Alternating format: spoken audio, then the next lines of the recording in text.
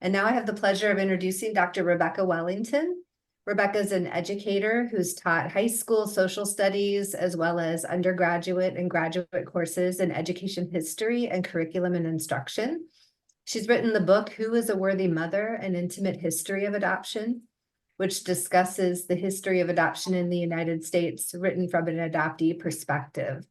Her book will be coming out in April, and Rebecca will be starting a book tour soon, including having an author exhibition table at the Untangling Our Roots Summit in Denver at the end of April.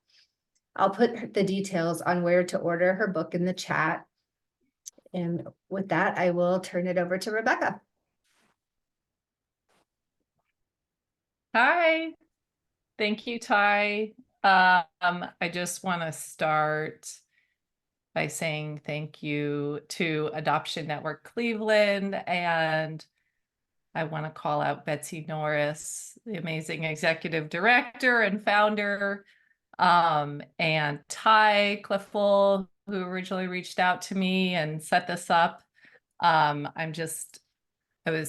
all the way out in Seattle, so I didn't know about this organization until you reached out to me, and I did a little bit of looking, and I'm just astounded by the work that you're doing.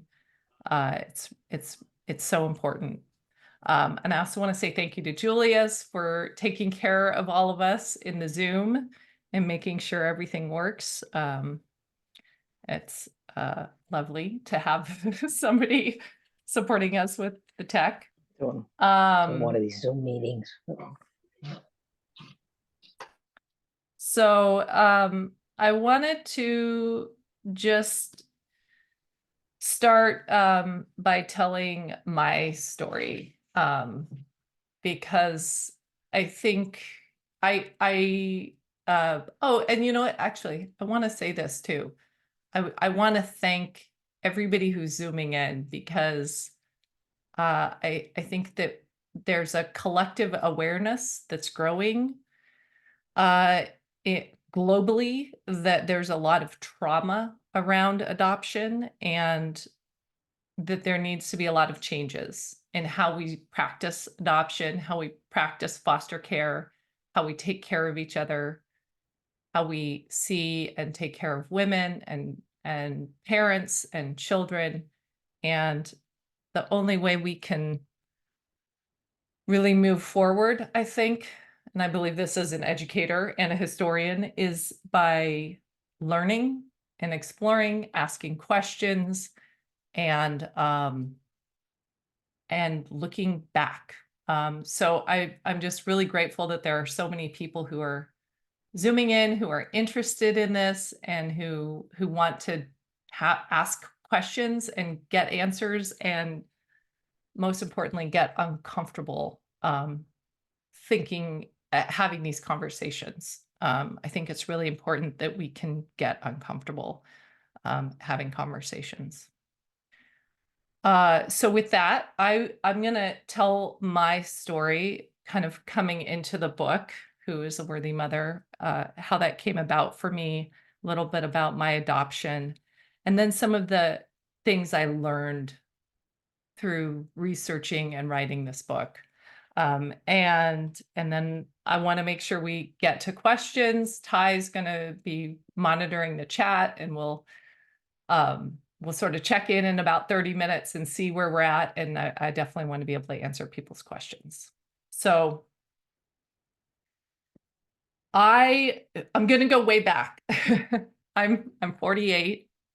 I was born in Northridge Hospital in LA County, California, in 1975, June 29th, 1975.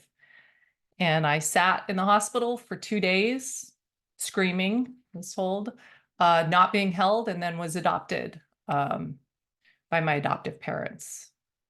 They picked me up on July 3rd, 1975.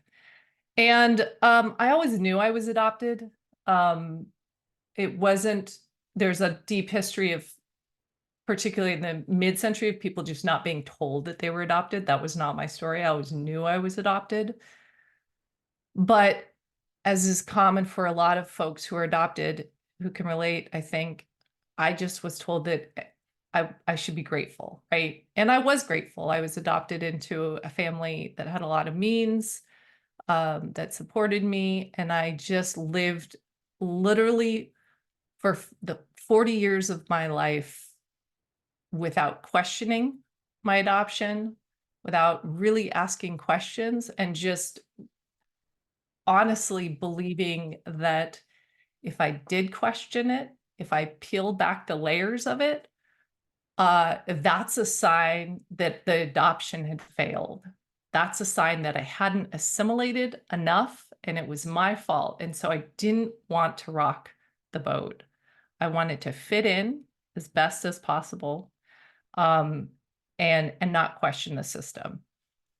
And I lived like that fairly uncomfortably for the first 40 years of my life. Or sorry, I'm going to say 34 years of my life. Because then two things happened that totally changed my understanding of myself and my understanding of adoption. The first thing that happened in 2010, I gave birth to my first daughter. And then 20 months later, so right after, my girls are 20 months apart, I gave birth to my second daughter. And those are still, to this day, the only people I know who I am biologically related to. So their births were just profound for me. When my first daughter was born, I write about this in the book, I knew unequivocally that the story I had been told, which was that my birth mother chose a big hospital because she didn't want to touch me, she didn't want to hold me, she wanted to give birth, hand me over, and walk out of there like nothing happened. When I gave birth to my first daughter, I knew that wasn't true. I knew that my birth was traumatic for her, deeply traumatic for her, whatever the context. There's still I don't really know anything. I haven't connected with my birth family, but I know it was traumatic for her. It was traumatic for me. So the birth of my daughters started to really rock my boat. And then 5 years after my second daughter was born in 2017, my sister, who was also adopted, she was 2 years older than me, and she had also given a child up for adoption about 7 years earlier. She died of a drug overdose. And at that point, if I had been sort of teetering, like the boat capsized, everything in my world fell upside down.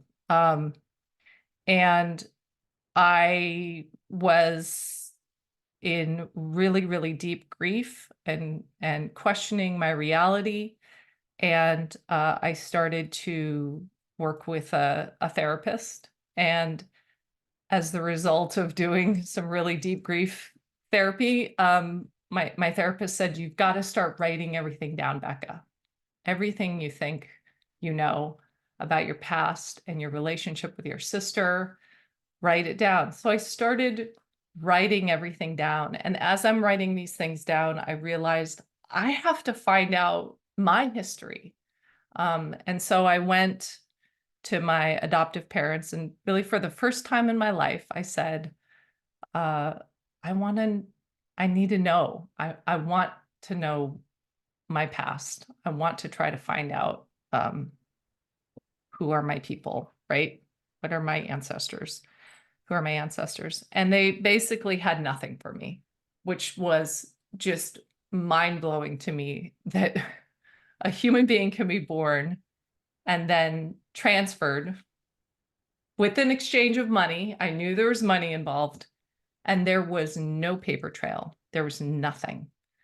But what they did give me was a digital copy of my birth certificate, which had been created 4 months after I was born, and it had listed on there my adoptive parents. The only name, they were listed as the mother and father at birth. So that's a lie. The only true name that was on there was the attending physician. So I did have that name. I had the hospital. But the name that wasn't on there, the person who gave birth to me had been like wiped out, not participating in that event, which just absolutely astounded me. So I actually met with an adoption attorney, and unfortunately, right, I just heard from Betsy the incredible work that she's done to change policy in Ohio to an open records policy. Unfortunately, I was born into a state that is probably one of the most conservative lockdown original birth record states in the country. I still cannot get access to my birth records. I'd have to basically prove that I was dying and have to get a court order from a judge. And I met with an attorney, and she's like, yeah, it's virtually impossible. So this, as this was happening and I'm just hitting just wall after wall, I didn't know what to do, and I'm in just deep grief about my sister's death. I went to the one thing I knew how to do. I just finished my doctorate in education history, and I had spent years in the archives researching. And I'm like, well, I can look at the history. I can go back, and at least I can figure out how I got to this place. How is the situation that I could get to this place where I have zero capability of finding out my past and my own history? And in a way of sort of calming myself down, I went to what I knew. So I just started reading everything that I could get my hands on around adoption history. And it just blew my mind, our nation's history of how we have dealt with adoption, how we've practiced adoption, how we've practiced foster care over the last 100+ years. And I was mind blown that I didn't know that past. And this is my history. I am adopted. This is my past. And so as I'm kind of doing this sort of grief therapy of writing down about my childhood with my sister and our struggles as adoptees in our family, and sort of the tensions we felt around not fitting in and attempting to fit in and attempting to assimilate and failing to assimilate. I'm also reading sort of this macro level history around adoption policy, and everything started to sort of make sense, and I could understand how I got to this place. And I just want to take a minute. I want to sort of share some of the major trends and themes in that history, that where sort of the title comes out of, Who is a Worthy Mother? But I want to read something I wrote about history, because I teach history. I'm very passionate about history, and I think this is the power of history, and this is the power of telling these stories. So this is from my forthcoming book. In her memoir detailing her search for her birth mother, Katrina Maxton Graham describes adoption as, and this is a quote, an amputation from history, unquote. To heal the wound of this amputation, the silence and lies that defined our lives, I had to reach out to those historical roots and threads and reattach them. History, the true stories of the past, became my way of speaking truth to power for Rachel, my sister, now that she had lost her voice in death. History is constantly sticking its fingers into our present, everyday lives, whether or not we are aware of it. History has incredible power. It can paint pictures of where we came from and how the world and the people in it looked, acted, and believed. This is weighty because how we understand ourselves and the world around us is in this current moment is largely defined and shaped by what happened in the past. This is the power of historical narratives and historical memory. When people's lives in the past are silenced, this in turn silences people's lives in the present. But when the stories are told, it changes our understanding of the present world. When people's stories are shared, especially the lives of people who are deliberately traumatized and silenced, those awoken historical narratives directly affect the lives of people in the present. We start to view the world and our place in it differently, and then we actually start to act differently. And this in turn impacts the future. History is powerful. So, kind of just want to share some of the big themes that emerged for me as I was doing this deep dive into the history of adoption policy and practices in the United States. And I did focus predominantly on the United States, but as I'll share, there's this big shift that started to happen, particularly Korean War and Vietnam War, where we start to see a lot of babies and children coming in from outside of the United States. So this is not just an American story, this is a global story.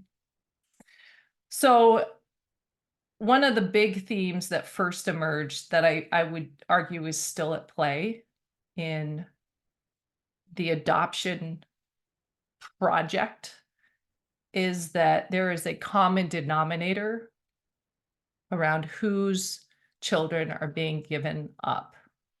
And that is women historically and today who have been experiencing poverty, women who are vilified by society as not good enough to mother, women of color, immigrant women. This is kind of the image of whose children are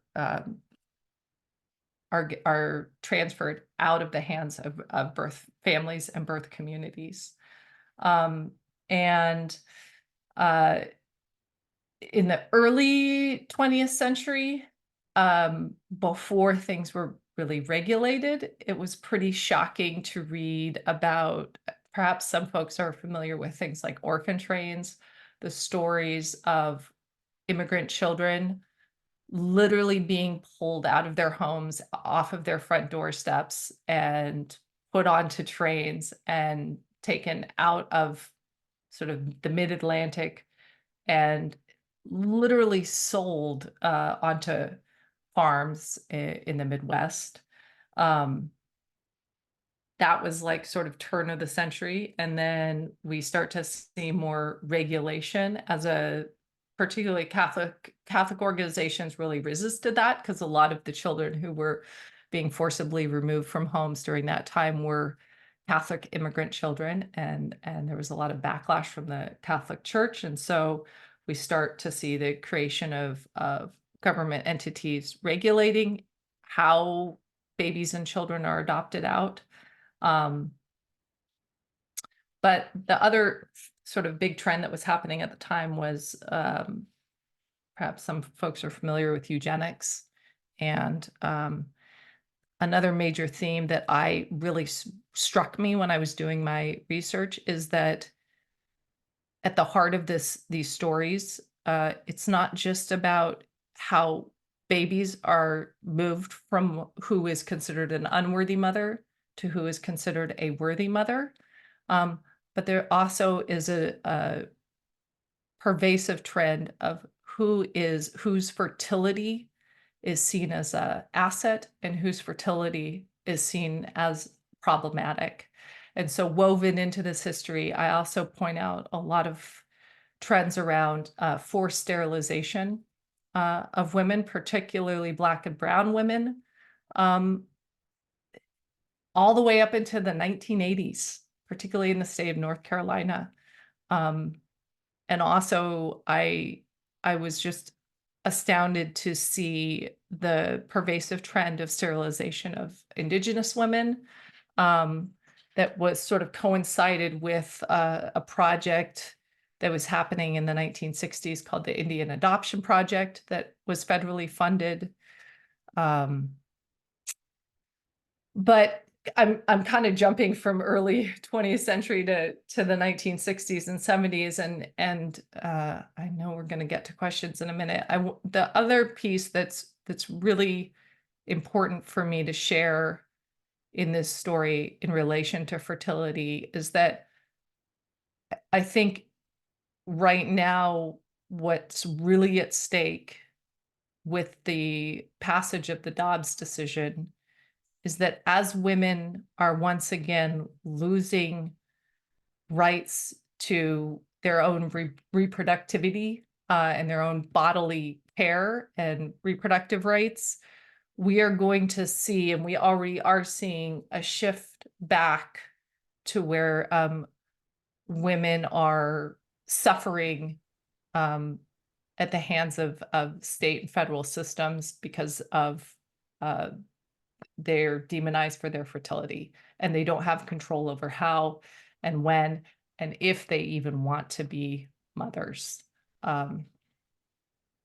So with that, kind of when I was born, there were some really interesting changes that were happening nationally in our country, and one of them was the passage of Roe, which passed about 3 years before I was born.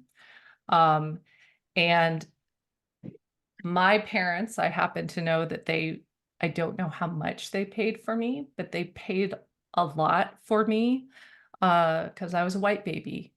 And I was a white baby at a time when the supply, and I'm using kind of horrific terms here because this is really at the root of it, we're talking about the commodification of babies, right? The supply of babies decreased with the passage of Roe. When women have reproductive rights, women get to control whether they're pregnant or not. And there has been for decades, because of how we differentially value children and mothers, there was a huge demand for white babies. And so I know my parents paid a lot of money for me, which is just kind of horrifying to think about. And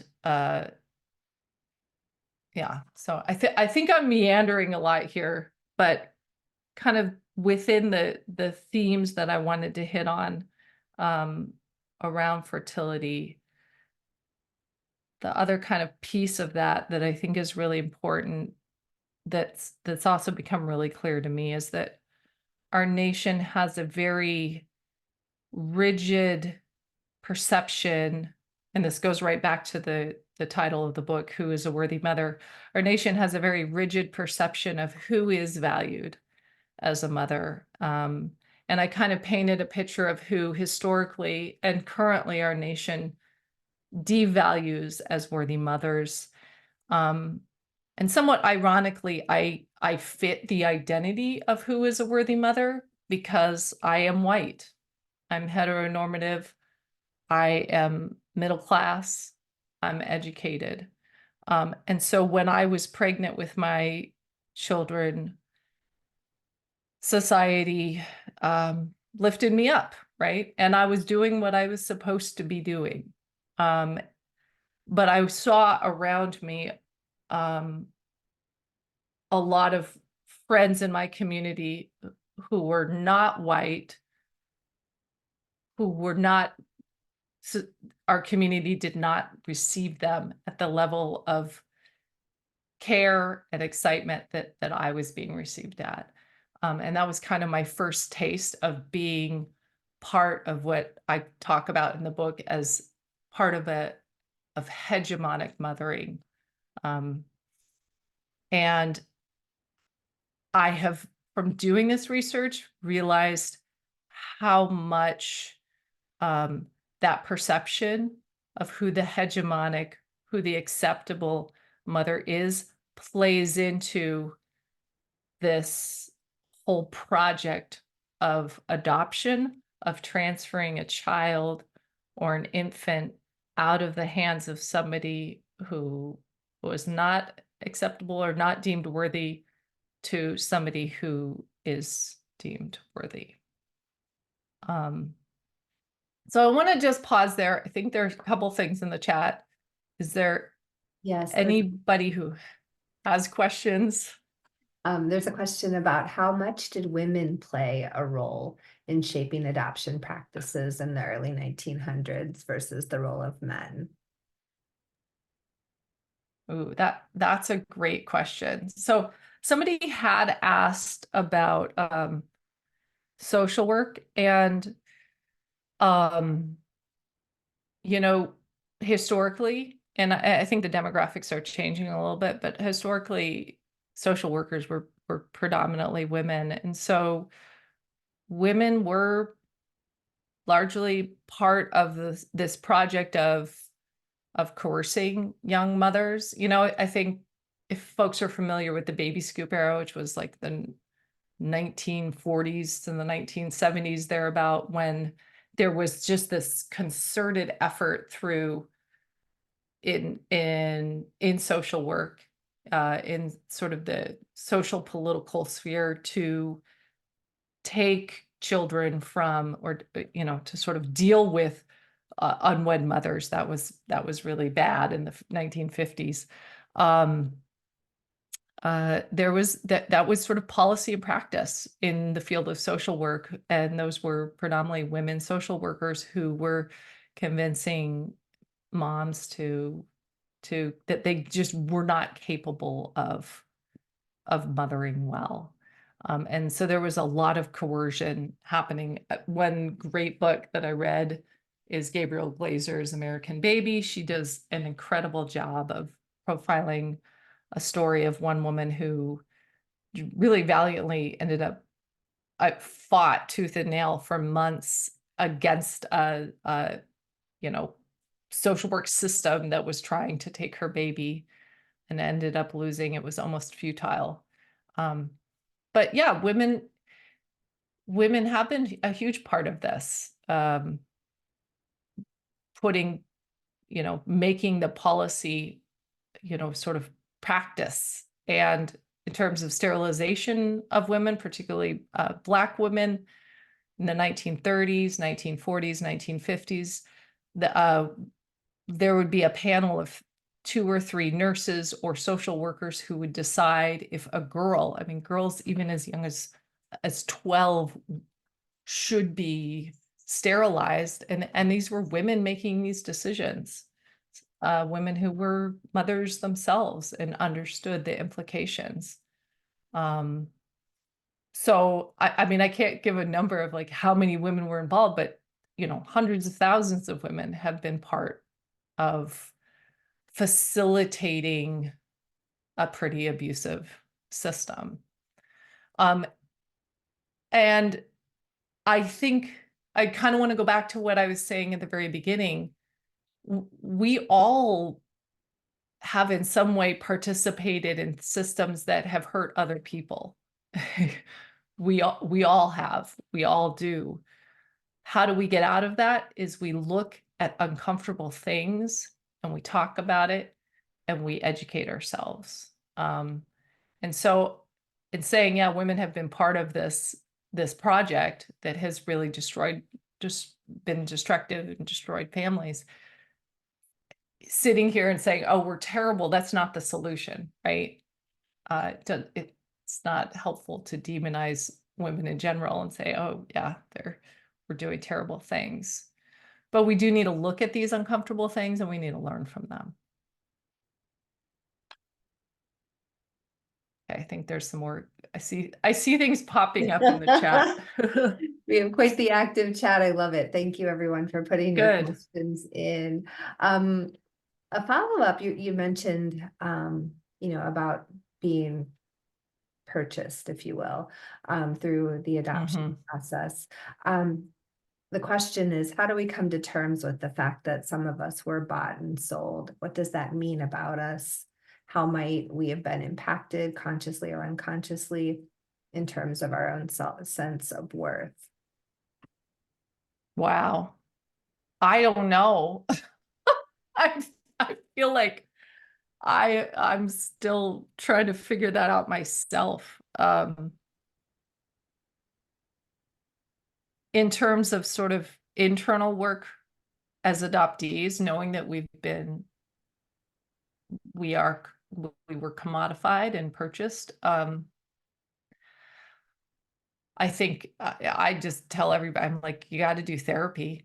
I mean, I'm able to sit here. I was able to write the book and look at these really brutal things that I had been part of,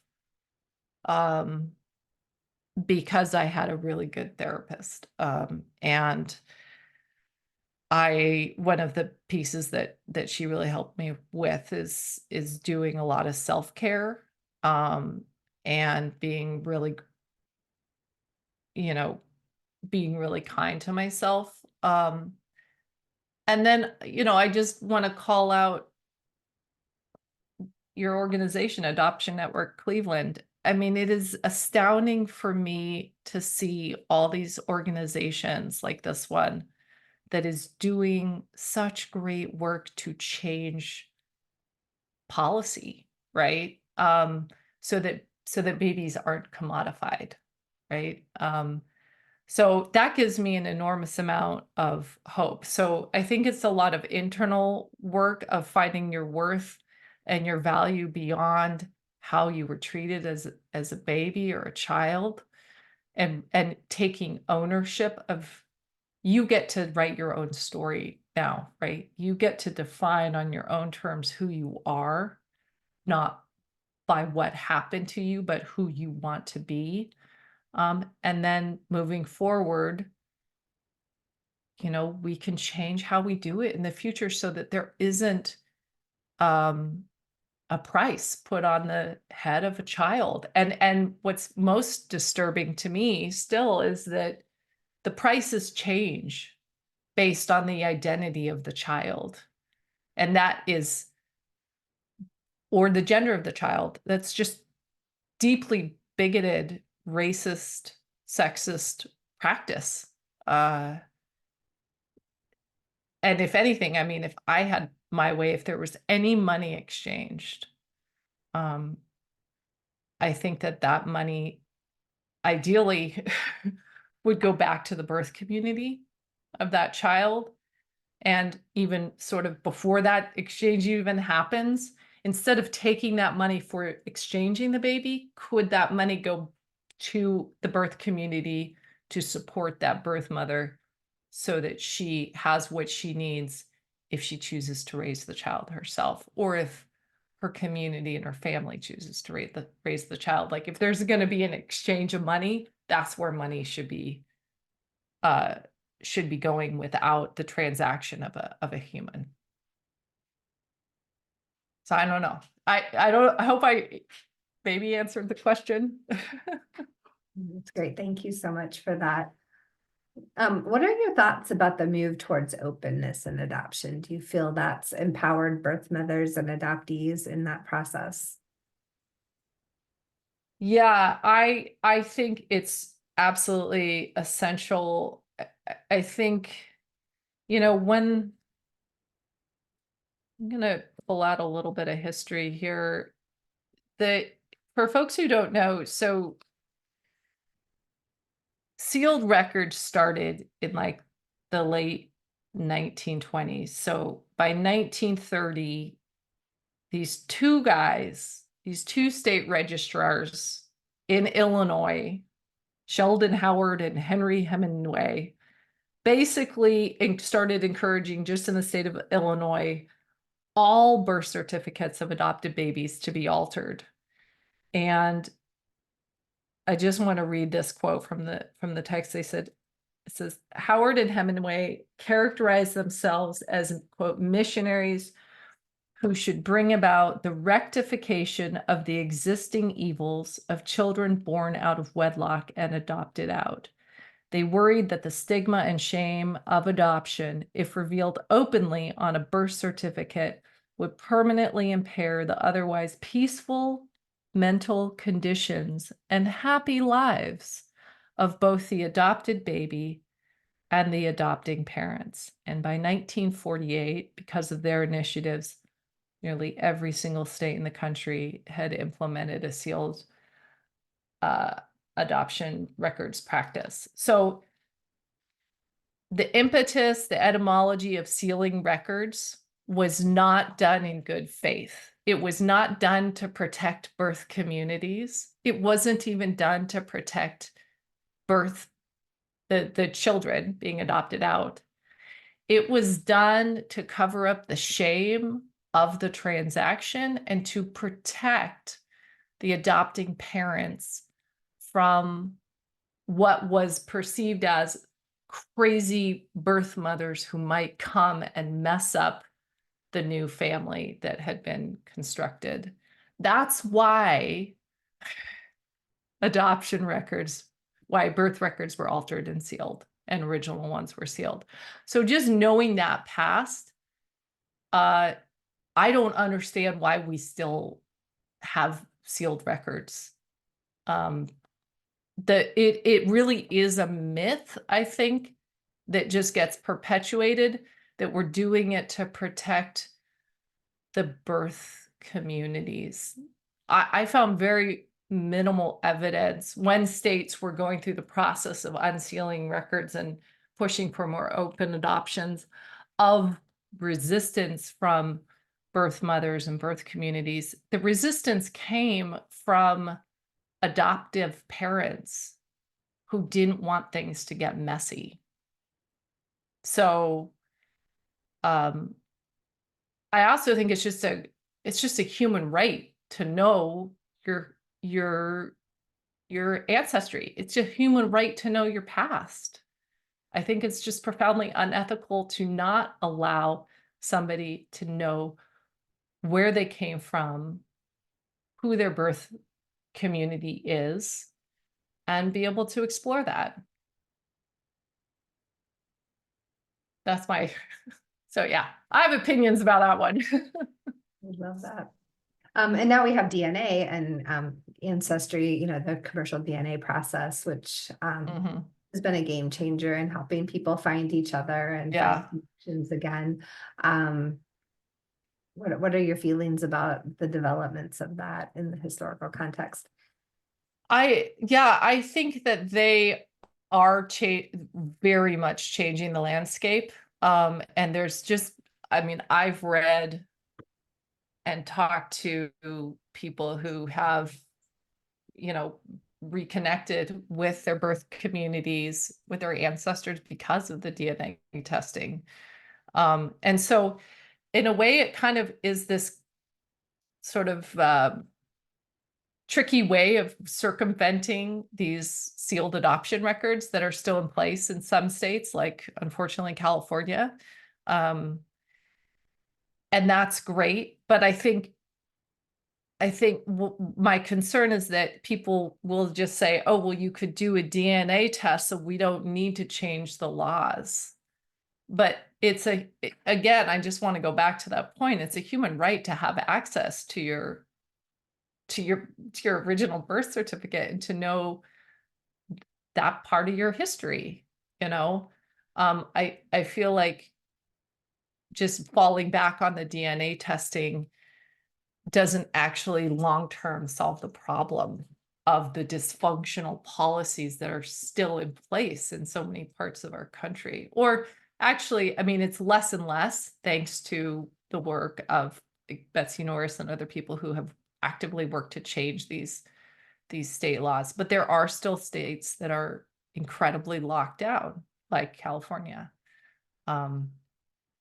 I have not done a DNA test. That could change. So that's been a door that I haven't opened because I have Crohn's disease. So I have a disease, so I have a genetic disposition, and I'm hesitant to sell my DNA on the open market, which is what you have to do to when you do a swab with 23andMe. And the adoption attorney I met with when before I started writing the book, when I was just trying to figure out, what do I do? How do I get answers? She advised that I tread really lightly towards the direction of doing a DNA test, because once you've done it, your DNA is out there and it's on the market. And because I have a chronic disease, I have a concern that it might at some point come back and impede my ability to get insurance or something situation like that. So there is this sort of flip side. You're giving up a lot of personal identity in order to get that information. And again, you shouldn't have to do that to find out your past. So, yeah. So we have a couple more questions that have come in. I'm going to kind of try to fuse a few together. One is about the role of the church in American adoptions and how that's changed over time.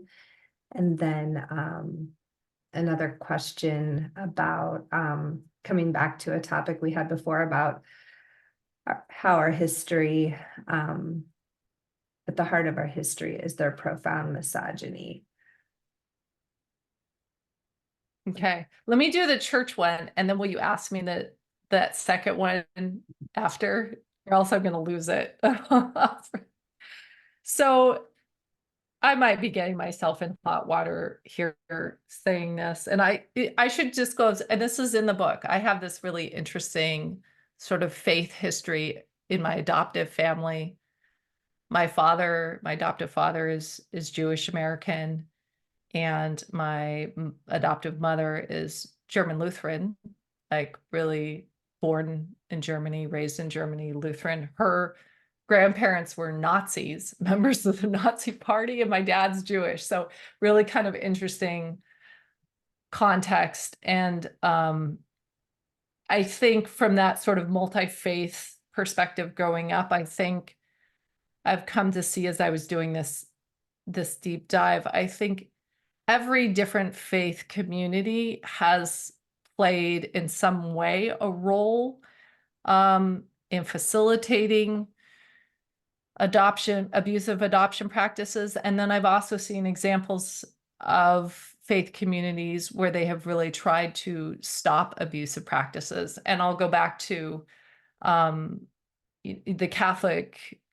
Archdiocese in the United States in the 1920s really pushed to have more regulation of adoption practices at a time when there was no regulation, and little Catholic immigrant children were literally being pilfered off of the sidewalk and sold. And so I don't want to say, all faith is bad or all faith is good. I think it's complicated, like all stories. But one story that really stuck with me was the etymology of Holt International, which is one of the largest transnational adoption organizations in the world, as far as I know, still in operation. And the history of Holt International is pretty stunning. It was started by Harry and Bertha Holt in the 1950s during the Korean War, and basically out of sort of a religious fervor and their strong beliefs against communism and the evils of communism, they basically created a pipeline of funneling children from Korea into the United States. And in 1955, they actually got through a special act of Congress, got a bill passed called the Bill for Relief of Certain War Orphans, also known as the Holt Bill, that was then rescinded about, I think, 12 years later. But it literally created a pipeline of funneling babies into the United States from Korea. And it was all an evangelical mission. It was to Christianize and assimilate Korean children into American culture and save them literally. I mean, these were in Holt international pamphlets to save them from the savagery and evil of Korean culture. So there's and the amazing thing about Bertha Holt is she, like, in the 1960s was held up as she won this title from the White House. She was labeled Mother of the Year for saving, Korean babies through the creation of Holt International. So, I think in that way, in that story around Holt, there's been this confluence of sort of the Christian American mother ideal that has perpetuated some really, really horrifically destructive assimilation practices with particularly transracial and transnational children who are adopted. And then also the massive devaluing of mothers who don't sit in that cohort of sort of the ideal Christian mom, you know. So that's not to say all Christian adoptions are terrible, or all Christians who are adopting or adopter are culpable in trauma.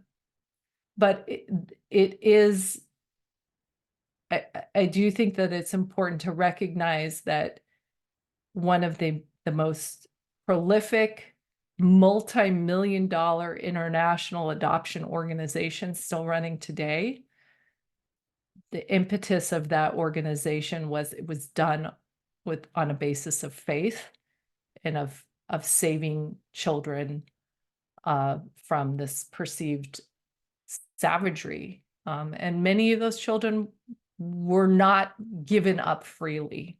They were given up, they were not taken in good faith. And that's one thing that I do highlight in both the Korean War and the Vietnam War. There are just horrific stories of Korean and Vietnamese mothers whose children are taken from them, not by choice, but all under this perception of we got to save those babies. And maybe along those lines, another question that came through during the registration process. What do you think hopeful adoptive parents need to know before they move forward with an adoption situation they're presented? So one of the amazing people I talk about in the book, some of the amazing people historically and today who are changing how adoption is done. And if any of you are familiar with Sandy Whitehawk, she's Lakota Sioux. She was basically a product in the Indian adoption, sort of during the time period of the Indian adoption project. She was taken from her home on the reservation and adopted into a white family, and then years later came back in and was reclaimed and her native community, and works with Indigenous adoptees and works on reunification. And she also does through First Nations Reparation Institute, which is her organization.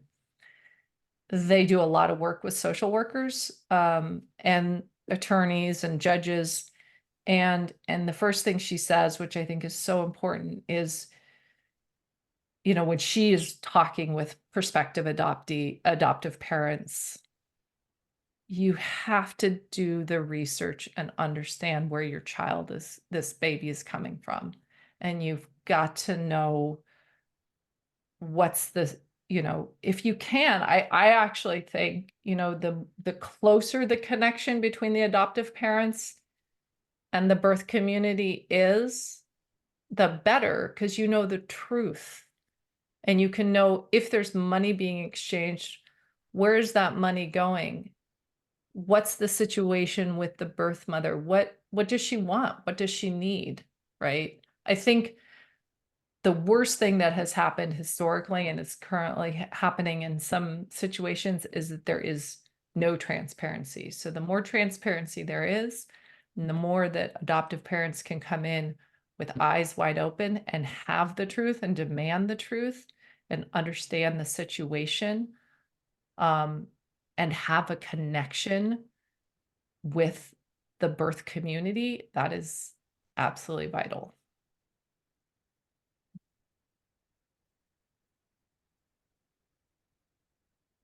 There were just a few, I think we And have. then Go ahead. there was one other, you had another question. About the misogyny. Was that it? Yes, that was the question about, do you agree that at the heart of our history is profound misogyny? Yes. Yes. I think it's differential misogyny. I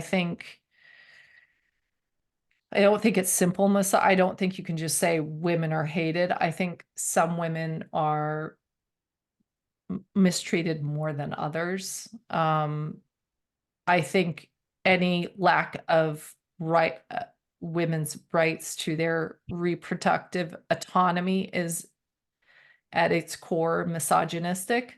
But I think it's really important, and I say this as a white woman, it's really important for us to acknowledge that women and mothers of color are differentially treated in our country. So it's a really important intersection of not just misogyny or sexism, but embedded racism as well.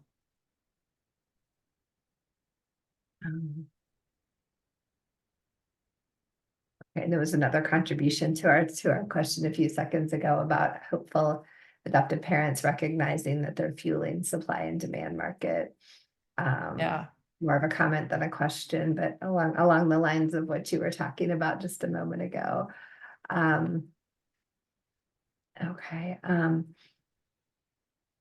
then how did when you were having your daughters, the question was, were you married at the time? Were there any other which is another important factor on what makes a worthy mother, especially in the mid-80s. Yes, thank you for point. Yes, single mothers to this day are still demonized by the system. Yeah, I mean that's kind of the piece that's really fueling family separation in the foster care system, right? Is single mothers, particularly single mothers of color and single mothers experiencing poverty. Yeah, that our nation does not treat single mothers the same as they treat married mothers. And I have existed in an enormous amount of privilege. I am heterosexual. I'm married to a man. He's the father of my children. And so I have walked through my life as a wife, and then as a pregnant woman, and then as a mother, being celebrated and being lifted up, and being validated for having the babies. And so then talking with women in my community who didn't experience that, and then reading the history, it's just stunning to me how the reason why I have been celebrated as a mother is not about how I do it. It's all about my identity. And there are amazing women, mothers, and men too, who aren't celebrated because they don't fit, right? That image of who a worthy mother is. Yeah. Just to let everyone know, I have added in the chat links where you can find Rebecca's book, and also a link to sign up for her newsletter to be able Yeah, to thank you. for the book tour, and where we can all meet up on the road as you bring this book out into the world coming up in April. I also put a survey in the chat, so if everyone could just take a moment and share your thoughts on how we're doing with this program. I want to thank everybody that joined us this evening, and thanks to you, Rebecca, of course, for sharing so much with us and volunteering your time this evening. And as many of you know, Adoption Network Cleveland is a nonprofit organization serving individuals and families impacted by adoption, kinship, and foster care through support, education, and advocacy. We're a membership organization, and so we hope that you'll consider joining as a member. And to learn more about our organization and support our work, you can visit our website, adoptionnetwork.org. And we hope to see you at some of our other upcoming programs in the future. Rebecca, thank you so much for being here and sharing all of this. We're really, really grateful for your work and your time tonight. Thank you. Thank you so much for having me. It's really an honor to share this story, and also to be sharing it with adoptees and adoptive parents and prospective adoptive parents. And I just want to end by saying, and I write this in the book, adoption can save lives. This isn't I'm not an abolitionist of adoption, but I think what is most important is that we have, like I shared, that we look at our past and we look at present situations that are just not right, and that we work to change things for the better. So it's really awesome to see the work that Adoption Network Cleveland is doing to that end, and it's an honor to be part of your Monday night series. So thank you so much. Thank you. And there's lots of thank yous going on in the chat right now. I should probably look at that chat. I get distracted if I look at the chat, so I'm going to start looking at that. Yeah. Thanks everyone for the great questions tonight. We appreciate it.